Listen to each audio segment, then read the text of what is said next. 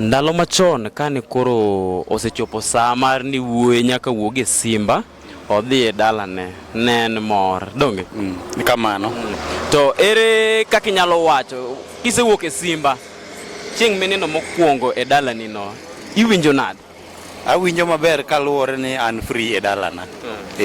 Ma gik machanda mar dhi dok e simba cha koro ok chanda. Kech aneno ka sama in e dala wuonu to in gi dirruok samoro inyalo kata na yor konyruok matin ni ibanori abana to dala ni thuolo inyalo timo gimoro amora ma in midwaro.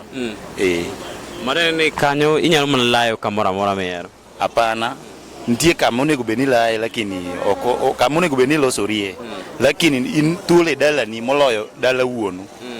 Kech mano dala ni.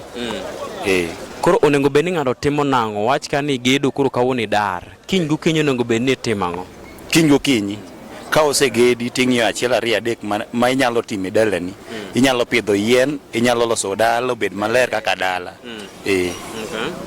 Nitie yawuoyi moko matinde gitiyo e simba, inyalo nyisogi nang'o? Matiyo e simba anyalo medo encourage gi mondo mi ka gineno ka ikgi oromo giwe keto nyawo mbele mondo mi gitimre nade gidhi gigo dimieregi kata ginyalo ting'o ute ma gin gogo eko ka nyalo onge mondo gidhi gigo dalagi gibed free. Kech samoro iga ikwano ni iga ka iga samoro idwa riwo ikwuonu gi in mondo mi otimre nade oriwre gi iki. To ndalogo niyudo ka ni ng'ato nigi simba to go owaro wi mabati mar simba cha to odhigo be amang'o ni timo kamano?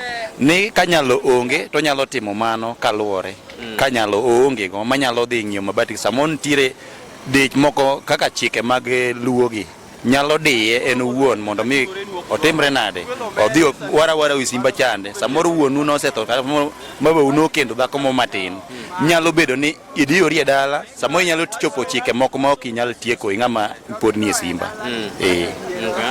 To ang'o miyo ng'ato nyaka ne dhi gi thuon gweno?